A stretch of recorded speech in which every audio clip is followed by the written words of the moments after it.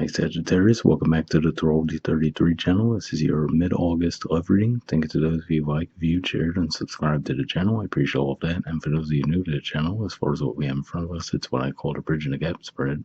And the way it works is a look at the past energies, present energies, and future energies between you and your main love interest. Once we get through all that, we'll pull some oracle cards as well, and that's where the bridge and the gap dynamic comes into play. And as far as the decks being used, on the left side we have the Lover's Path Tarot, on the right side we have the Cosmic Tarot. Also keep in mind it's a general reading, so I'm going to be referring to the cards on the left as your energy and the cards on the right as the other person's. If you feel like it's the way around in your situation, then definitely trust that. Alright, so with all that out of the way, we'll get started. Past energy on your side, we have the Eight of Arrows, which is usually Gemini energy, and then we have the Five of Staves, Leo energy. So seeing these two cards come up together, what I feel like this is saying is that for a lot of you, you might have actually felt like you had to compete for this person. You know, you might have seen that they were getting a lot of attention and you didn't necessarily like the idea of that. But at the same time, I don't necessarily feel like you guys would have communicated that to them. You know, I feel like that was just in the back of your mind, but you didn't really necessarily know how to come forward and say that made you uncomfortable. So, for example, maybe if you're thinking to yourself, well, I just met them last week, what right do I have to tell them not to talk to other people, right? So it could have been one of those things where you might have even found it to be a bit irrational on your end, but at the same time, it was something that seemed to be bothering you. All right, past energy on their side, we have the Nine of Cups. So this looks like they actually did see a lot of potential with you. They might have actually idealized you in a way as well. So, to be fair, it looks like both of you might have been getting a little bit ahead of yourselves in the past, just in totally different ways. But yeah, definitely looks like they had a genuine attraction toward you and definitely saw some potential with the connection as well. All right, present energy on your side, we have the Seven of Arrows. So, usually Seven of Arrows or Seven of Swords is an energy that points to deception.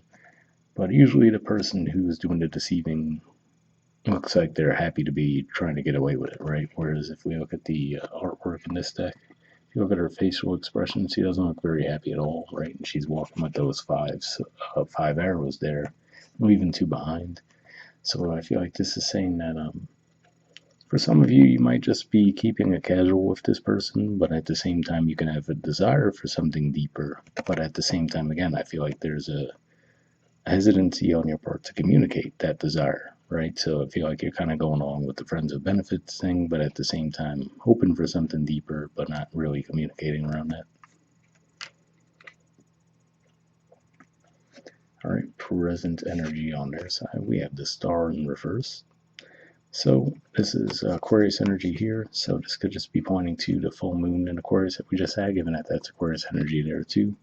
But what this could just be saying, given that this is in reverse, I feel like it's saying that they might be losing a little bit of faith around the situation with the connection. So maybe they're picking up on your energy, for example, right? So without the two of you discussing if things are going to become more serious, they might think that you're the one who's thinking of it as just a casual friends with benefits type thing because you guys get together and then you leave and you never really tell them what's on your mind, right? So it could just be one of those things that they're not quite sure where they see the connection going either at this time.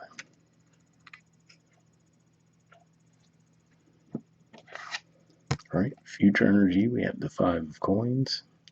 So this is the equivalent of the Five of Pentacles energy, which is Taurus energy. And I feel like this is saying that for a lot of you, you guys might actually be the ones to leave the connection behind in the future. But again, I still get that feeling. I don't know why this won't focus right now. I get this feeling that you guys do desire something deeper, but for whatever reason, you're not communicating that with this person. This really doesn't want to focus. There we go. If you look at her facial expression as well, she doesn't necessarily look too happy to be leaving, right? But she is nonetheless. I do have to say as well, if you look at the artwork here, there's a baby there too. So if you guys are engaging sexually with this person, just keep in mind that there could be that potential for a pregnancy as well. So just be on the lookout for that if that's not something you're going for. All right, and future energy on their side, we have the King of Swords. So I feel like this is saying that for some of you, this person might finally come forward and address the issue, right? To communicate with you and ask, like, hey, what's going on with this situation? Because what's interesting is in a lot of decks, the King of Swords energy is Aquarius energy. But if we look at the artwork here, that's actually the Libra symbol. So could just be saying that maybe when we get to Libra season, which would be toward the end of September into October, this person might finally come forward and ask this, or could just be saying that maybe with the Mercury retrograde that'll start in Libra as well next month, that'll be what brings that conversation out to you. But yeah, that's what I see with that. All right, bottom of the deck. On your side, we have the Three of Staves. So to me, this represents well, usually we refer to it as the energy of the waiting for your ships to come in, right? So yeah, I feel like for a lot of you, that kind of points back to what I was saying there, where you want that stability, but at the same time, I don't feel like you feel comfortable expressing that that's what you do want, right? Like you hope for the other person to be the one to express that desire first. So that's kind of what I'm seeing there. And bottom of the deck on their side, we have the Four of Swords. So this represents a healing energy here. This is more Libra energy as well. So some of you might be dealing with a Libra. But I do have to say, for those of you with that Five of Wands energy we talked about in the past, where you felt like maybe you were competing with other people, right? Well, I will say what I'm seeing here overall, what seems like could be at play here is maybe they had gotten out of a relationship when they first met you and they weren't necessarily fully healed from that. But I don't see it as an energy of there being multiple people in the picture. I feel like maybe that's more of what it is, where they were still in their own healing process from their previous connection when they crossed paths with you. So you might have just, that could have been the energy you were picking up on, like maybe there's someone else in the picture. But really, I just think it was more of the timing where they were still in the middle of healing. And that could have been what gave you that perception that, oh, they're probably talking to multiple people. But yeah, that's what I see with that. All right. Next, we'll see what the Oracle cards add to the mix. So first, we'll see what we get from Aqua Moonlight deck here. I did pre-shuffle this deck before we started recording, and what I'm actually going to be looking for here is unspoken messages from you to them, and then from them to you. Initially, I will look for jumpers while I'm shuffling, but if nothing comes up after a while, I'll actually put the deck down and we'll pull cards that way. So we'll see what we get.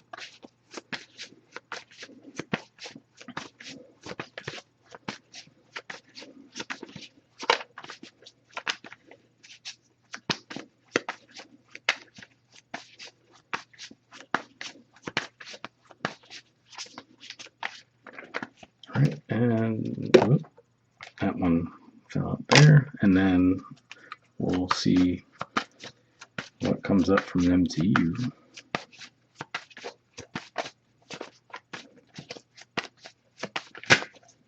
Almost that one there.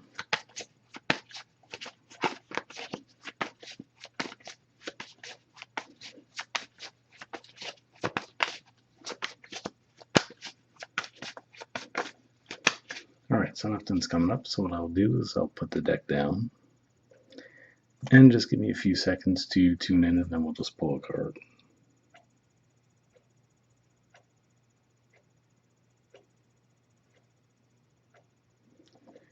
Alright, we'll take this one. And okay, on your side, we have embarrassed. I want to focus. There we go. It says, I know I've acted childishly. I don't know how to approach you now. So, interesting message there. Now, for some of you, maybe it's the way that you did leave the connection behind, because, like I said, for the majority of you, it looks like you guys are the ones who are going to be leaving the connection. So yeah, I mean, it doesn't seem like it's even necessarily a childish thing. It just seems like I said, for whatever reason, you seem like you don't feel comfortable expressing to them your feelings, so you're kind of engaging in the connection, but not really letting them know what you want out of it. And to be fair, like I said, it doesn't look like they were expressing themselves much either, but in the future, it looks like they will. Let's see what we have on their side. All right. It says defensive. It says, I'm not ready to talk. I will only push you away. So yeah, interesting energy there. So yeah, for some of you, there might be some kind of a disconnect for sure in the present, because like I said, given that that's Aquarius energy, and then that's also Aquarius energy in the star card in reverse at that. Maybe for some of you, maybe there was some kind of an issue that bubbled up during that Aquarius full moon we just had, and possibly that caused a disconnect between the two of you. If that's the case, yeah, like it says there, it looks like they're not necessarily ready to talk yet. But if that's the case, given what I was saying with the King of Swords energy there, it might take until the Mercury retrograde in Libra, or possibly even all the way to Libra season, which would be toward the end of September. But it does look like at some point this person will actually come to you and try to initiate some conversation around what's going on. So there's that. But yeah, let's see what we get from the Wisdom of the Oracle deck. Same situation as so far as I pre-shuffled this deck as well, but here I'm just looking for one card with general advice to wrap up with.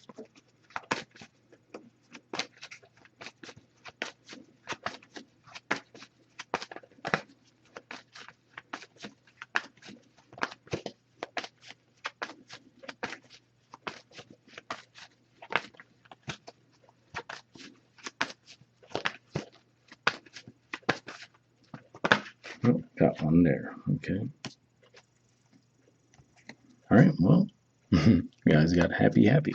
So yeah, definitely doesn't look like anyone's in happy energy right now, but maybe in the future. So let's see. There's the artwork, and the number is 26. So we'll see what the message has to say for that.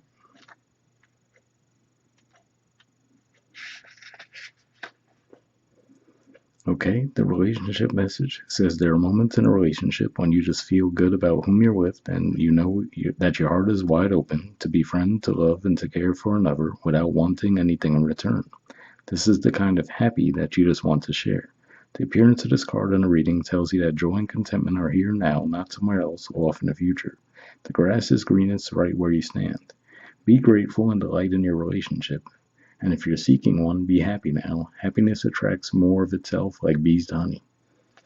So, yeah, reading that message there makes me think that this really could just be some kind of fallout you guys had from that Aquarius full moon that just happened and can be rectified down the line. Like I said, maybe it's going to take until that Mercury retrograde for you guys to finally talk things out. But yeah, it doesn't look like it would have to be a permanent separation. So, hopefully that resonated with you guys. We'll wrap up there, and I'll see you all next month. All right, bye.